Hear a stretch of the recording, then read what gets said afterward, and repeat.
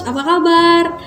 Kali ini aku bakalan sharing ke kalian tentang hal yang menurut aku penting banget buat kita tahu dan buat kita lakuin. Pertama, kalian percaya nggak sih kalau kecerdasan dan keahlian manusia itu bisa ditingkatkan dengan usaha dan proses yang harus dijalani? Atau kalian lebih percaya kalau kecerdasan dan keahlian manusia itu emang dibuat sejak lahir aja?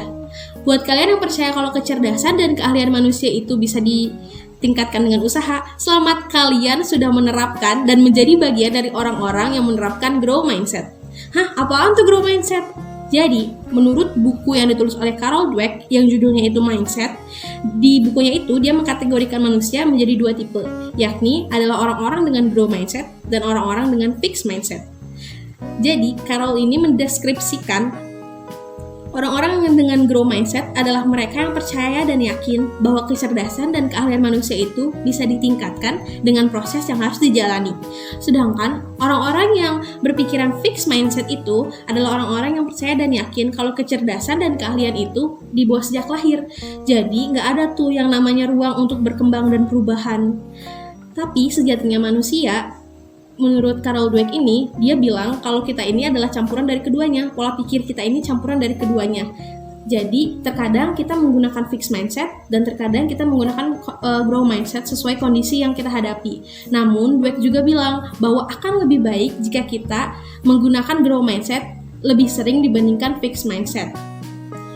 Penelitian juga menunjukkan bahwa orang-orang dengan growth mindset itu akan lebih sukses dibandingkan orang-orang yang fixed mindset. Gak percaya? Gini deh, sekarang kalian lihat sekeliling kalian, kemudian kalian bandingkan dengan 5 atau 10 tahun ke belakang. Bisa lihat kan perubahannya banyak sekali, dari mulai gadget yang makin canggih, ilmu pengetahuan yang makin maju, jaringan internet yang makin luas, dan banyak hal lainnya. Nah, itu merupakan kontribusi dari orang-orang yang menerapkan growth mindset, orang-orang yang ingin perubahan. Hasilnya, dampaknya itu berguna bagi kemudahan banyak umat manusia. Selain itu, orang-orang dengan growth mindset itu akan lebih resilient atau tangguh dibandingkan orang-orang yang fixed mindset. Kok bisa kayak gitu sih? Alasannya itu karena orang-orang dengan growth mindset, mereka lebih memprioritaskan pembelajaran dan proses di atas hasil. Mereka justru menyukai tantangan dan challenge untuk diri mereka sendiri, dan mereka tahu bahwa ada resiko yang harus mereka hadapi. Sedangkan orang-orang dengan growth mindset, mereka tidak suka menantang diri mereka sendiri karena ya takut salah lah, takut gagal lah, takut tidak bisa lah, dan alasan lainnya, sehingga sulit untuk mereka mengembangkan diri mereka sendiri. Selain itu, mempunyai dan menerapkan growth mindset itu penting banget dan manfaatnya akan terasa di zaman kita sekarang ini. Seperti yang kita tahu, perubahan terus terjadi bahkan di sepersekian detik.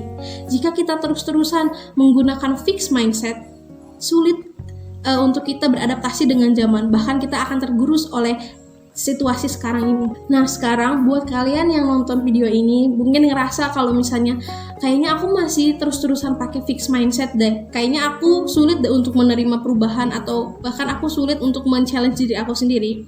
Nggak perlu khawatir, karena kali ini EduBi1 bakalan ngasih tips ke kalian buat mengembangkan si growth mindset ini, buat kita punya pemikiran growth mindset lebih banyak dibandingkan fixed mindset.